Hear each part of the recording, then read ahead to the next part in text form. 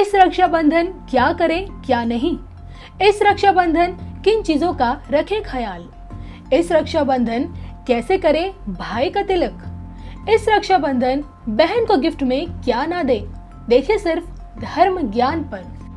नमस्कार, धर्म ज्ञान के दर्शकों का स्वागत है। मैं कविता राणा, मेरे साथ जाने माने एस्ट्रोलॉजर मयंक शर्मा जी। धन्यवाद कविता जी। धर्म ज्ञान के सभी दर्शकों को मेरी ओर से बहुत बहुत नमस्कार और आपका बहुत बहुत अभिनंदन कि आप हमारे कार्यक्रम को पसंद करते हैं, बड़े प्यार से देखते हैं, तो हमारी मेहनत भी सफल हो जाती है। यानी कि जो हम प्रयास करते हैं आपके लिए, आप वीडियो को देखकर उसको लाइक करके, अप्रिशिएट करके और अच्छे अच्छे कमेंट्स करके हमारी मेहनत को सफल कर देते हैं। और देखिए, आपका यही अप्रिसिएशन हमारे लिए एक मोटिवेशन के तौर पर काम करता है और हमारी हमेशा ये कोशिश रहती है कि हम आपके लिए हमेशा ज्योतिष शास्त्र से संबंधित आपके लिए उपयोगी जानकारी आप लोगों के लिए लेकर आए। तो चलिए, आज के इस एपिसोड में हम बात करेंगे रक्षाबंधन के बारे में। जी हाँ, एक ऐसा पर्व होता है जिसका इंतज़ार बहन के साथ साथ भाइयों को भी होता है। वो इसलिए होता है क्योंकि भाई की सूनी कलाई पर सिर्फ बहन राखी बांधती है और उसके जवाब में या फिर कहें कि जब भाई अपनी बहन से राखी बंधवाता है तो मन ही मन उसके लिए ना सिर्फ उसे अपना आशीर्वाद देता है बल्कि आजीवन उसकी रक्षा करने का भी वचन देता है। और यही कहते हैं कि ये बहुत ही एक ऐसा रिश्ता होता है भाई बहन का, जो बहुत ही नाजुक से बचपन से रिश्ता निभाया जाता है और ज़िंदगी भर ये चलता है। तो आज हम ये आपको बताएंगे कि भाई रक्षाबंधन जब आता है तो भाई बहनों को इस परंपरा को जब ये निभाते हैं तो क्या करना चाहिए और क्या नहीं। जी हाँ, आज हम मयंक जी से जानेंगे कि भाई रक्षाबंधन के दौरान आपको किन चीज़ों को करने से बचना चाहिए जिसके चलते आपकी ज़िंदगी में शुभता के बजाय नकारात्मक प्रभाव आ सकता है। तो मयंक जी, सबसे पहले मैं ये जानूंगी, बस थोड़ा सा ब्रीफ हल्का सा आपके बारे में जानना चाहती हूँ कि रक्षाबंधन का जो त्यौहार होता है वो ज्योतिष शास्त्र में क्यों उसे इतना महत्व दिया जाता है। देखिए, रक्षाबंधन जो है भाई बहन का त्यौहार है और जैसे आपने बताया कि भाई जो है बहन की रक्षा का प्रण लेता है, वचन लेता है कि वो आजीवन अपनी बहन की रक्षा करेगा और उसको कभी कोई परेशानी नहीं आने देगा। तो ये भाई बहनों का त्यौहार है और बड़े ही धूमधाम से ये हर वर्ष मनाया जाता है। तो चलिए, मैं जी सबसे पहले मैं आपसे ये जानना चाहती हूँ कि जब रक्षाबंधन आता है तो कहते हैं कि राहु काल भी चल रहा है, भद्रा भी चल रही है, तो हमेशा ये देखा जाता है कि रक्षाबंधन को लेकर शुभ मुहूर्त लोग जानना चाहते हैं। तो ऐसे में किस समय बहन को भाई की कलाई पर राखी बांधनी चाहिए? देखिए, रक्षाबंधन के दिन शुभ मुहूर्त की विशेष योग्यता, विशेष वैल्यू है। क्यों? क्योंकि इस दिन भद्रा ना हो और राहु काल तो डेली होता ही होता है जी। तो कभी भी जब आप रक्षा सूत्र बंधवाएं, अपने भाई को बांधने जाएं, तो इस चीज़ का ध्यान रखें कि उस समय जिस समय आप रक्षा सूत्र बांधने जा रही हैं उस समय भद्रा नहीं होनी चाहिए और राहु काल भी वो समय नहीं होना चाहिए। दोनों समय अगर आप अवॉइड करेंगे तो बहुत ही अच्छा रहता है, क्योंकि ये दोनों ही समय राहु काल और भद्रा अशुभ माने जाते हैं। इस समय पे अगर हम कोई शुभ कार्य करेंगे अपने भाई से, अगर भाई को राखी बांधेंगे तो ये इसको शुभ नहीं माना जाता है, कहीं ना कहीं अशुभ परिणाम भी मिल सकते हैं या पूर्ण सुख भाई बहन को एक दूसरे का आशीर्वाद भी प्राप्त नहीं होता है। और इस समय पे किया गया जो कार्य है, कोई भी कार्य भद्रा या राहु काल में करेंगे उसके परिणाम भी अच्छे नहीं माने जाते हैं, सफलता भी प्राप्त नहीं होती है और भाई बहन को एक दूसरे का आशीर्वाद भी नहीं मिल पाएगा। तो इस चीज़ का विशेष ध्यान रखें कि रक्षाबंधन के दिन अगर कभी भद्रा हो तो उस समय देख लीजिए किस समय भद्रा है, उस समय और राहु काल में आपने बिल्कुल भी राखी नहीं बांधनी है। मयंक जी कहते हैं कि भाई रंगों का जो प्रभाव होता है वो व्यक्ति के जीवन पर भी पड़ता है और ऐसे में मैं ये जानना चाहूँगी कि रक्षाबंधन के दौरान किन रंगों का उपयोग करने से खास तौर पे बचना चाहिए।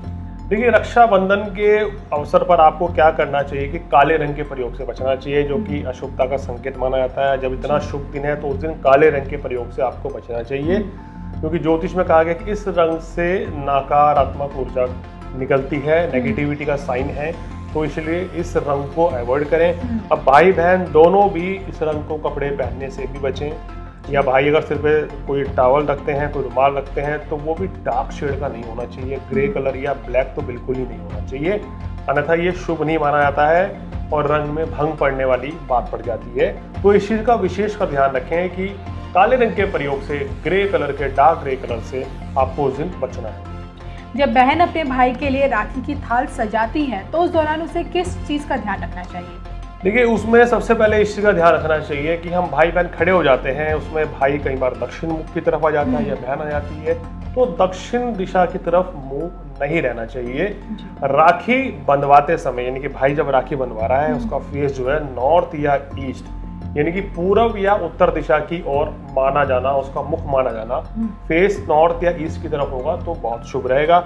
साउथ फेस होगा तो वो बिल्कुल शुभ नहीं माना जाता है और इस साउथ फेस की इस दिशा को हम बिल्कुल अशुभ मानते हैं। शुभ मौके पे ये जो हम दिशा है ये बिल्कुल अशुभ मानी गई, इस दिशा का इस्तेमाल किसी भी तरीके से नहीं करना चाहिए।